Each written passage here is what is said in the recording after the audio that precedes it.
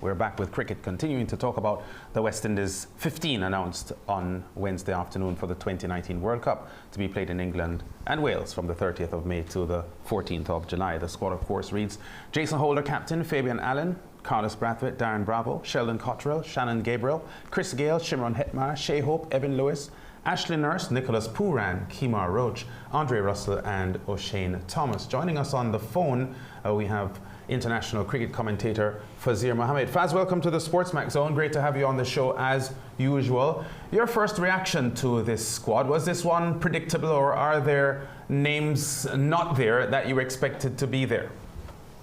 I think it's generally predictable when you really look at it and you understand the philosophy of the interim selection panel. It really isn't that much of a surprise. For example, if I were given the option to select, which might be an absolute disaster, I would have actually had Kemo the team, possibly at the absence of Fabian Allen, and I might have given some consideration to Kieron Pollard and Dwayne Bravo, given that he's made himself available. But they've gone with Carlos Brathwaite, they've gone with Nicholas Pooran, who's a reserve keeper. So all in all, when you look at the balance of the team, the mix of experience and youthful ability, and the fact that the West Indies have pretty much a nucleus from the home series against England, where they performed so very well, I think it's pretty much a settled squad. All right, what has been the reaction in Trinidad and Tobago, Faz? I ask that because with the new Cricket West Indies president and the new selection panel and the very strident comments by the new president about reaching out to players who had been estranged and so on,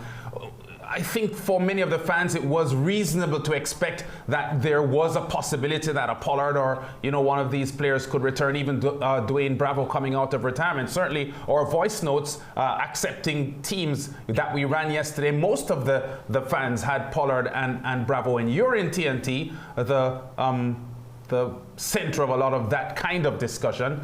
Is there any comment that you would want to make about that, given what the anticipation was from fans?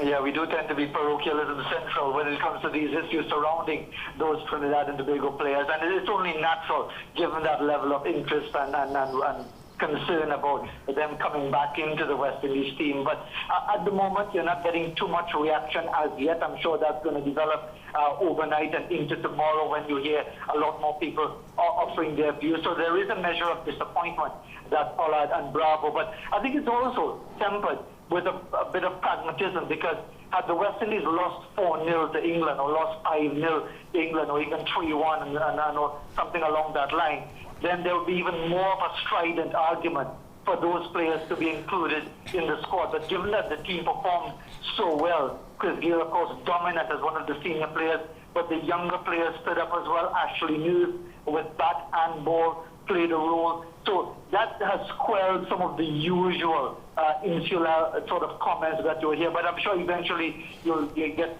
a full sense of exactly what people have to say. There was obviously a feeling that maybe a Sunil Narayan might have gotten consideration, but when the explanation came from Robert Haynes about the injury issue and Narayan not really being confident enough of lasting 10-over spells in a one-day international, that feeling would have dissipated as far as any suggestion that he would have been given a raw deal. So all in all, even if there might be some disappointment about a Bravo and a Pollard and maybe one or two others, I think the feeling is that there is pretty much a good squad selected. Yeah, you know why I asked that though, Faz? Because when I looked at this squad here, it looks like a squad that Courtney Brown and his selectors would have probably picked anyway, with the exception of probably Bishu, who had been kindly handled by the previous selectors. But I just want to emphasize the point that with a new selection panel and the talk coming from the hierarchy, there was this feeling that there would be a new approach to selection.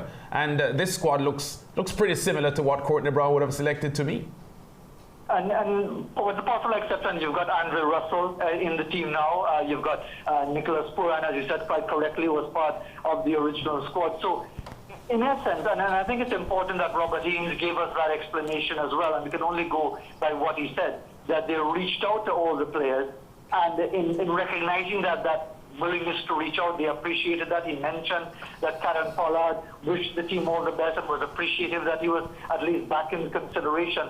But I think also you have the pragmatism that we just heard from the Cricket West Indies president, that it might be difficult to tell people, oh, look, maybe your best times are past and we've got younger players, young, hungry, talented players who have played well over the last 6 or 7 months. It will be even tougher on them to leave them out. So yes, while people were already talking about the Bravos and the Pollards and maybe even a Darren Sammy, we even heard speculation about a Marlon Samuel somewhere in the fray. You'll get all of these things, Lance, when it comes to selecting any West Indies squad at any time, even more so with this opening up of the process. But at the end of it all, it still doesn't change the fact that you've got to select 15 players with the belief that they're going to win something for you. It can't just be sentiment. Fazir, I know you just mentioned Marlon Samuels, and there's a lot of debate as to how he's excluded from the squad. What is your take on that? Well, I find it difficult to understand what would be the argument for him to be included.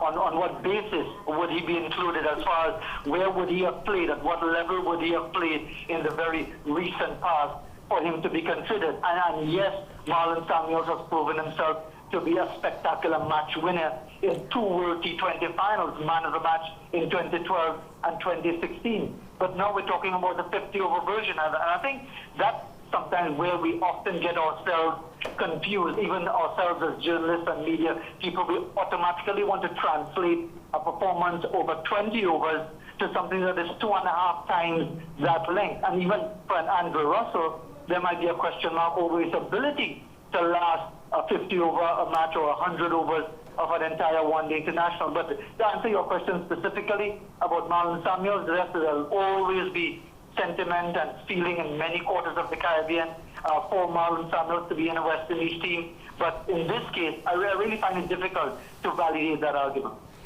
One of the players, Carlos Brathwaite, that has also sparked a lot of questions, concerns. Many are asking, whether he has what it takes to make the squad. What do you say on that?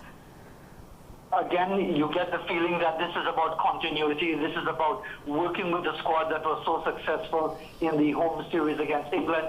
And indeed, when I had speculated on my 15, I had Dwayne Bravo included at the expense of a Carlos Brathwaite. I would have had Karen Pollard instead of Nicholas Pooran, and Kimo Paul, the all-rounder, instead of Fabian Allen. But again, the selectors are best placed. They are the ones working with the players day in, day out. They are the ones communicating with the players. They have been around and about discussing things at the camp, at the training camp, and so on. So the matter of Carlos Brathwaite, I think his numbers aren't impressive. His overall numbers aren't that impressive. But having said that, you could say the same about Bravo and Pollard and everyone else. And this is something we often overlook. We've mentioned this before many times in our SportsMax discussion.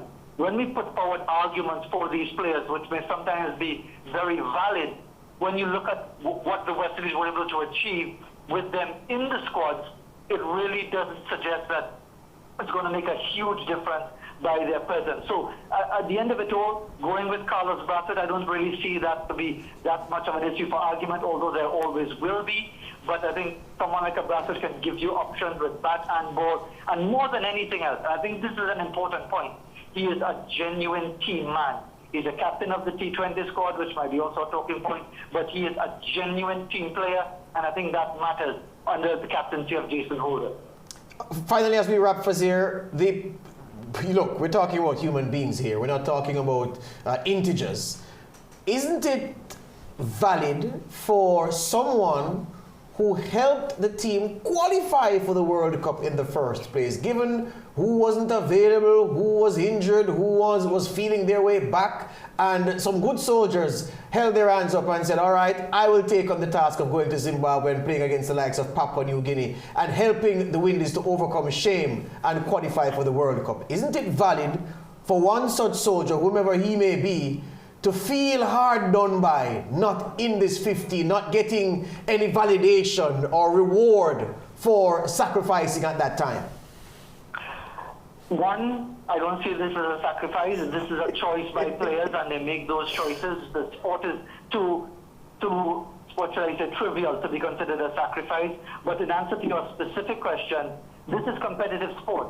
This is not about doing favors or giving people favors for long service and all that sort of thing, or turning up when others didn't turn up. You recall in the days of the Kerry Packer era, when the West Indies lost their Packer players for a period, and the likes of Alvin Kallicharran and even Malcolm Marshall and so on came into the West Indies fray. Well, from the moment that was sorted out and the World Cup came up in 1979, all the top players were back. There's no room for sentiment in competitive sport. I understand the point that you're making about recognizing the roles played, but are we selecting a squad as a favor for turning up at qualification, or are we selecting a squad to be competitive or even get to the winning stage of the World Cup? Excellent. You killed that argument in a way that I couldn't. Thank you very much for your time, Faz Mohammed. You'll never walk alone, my friend. Rub it in. Keep rubbing it in, and we'll see how far this discussion will go. All right, so thank you very much.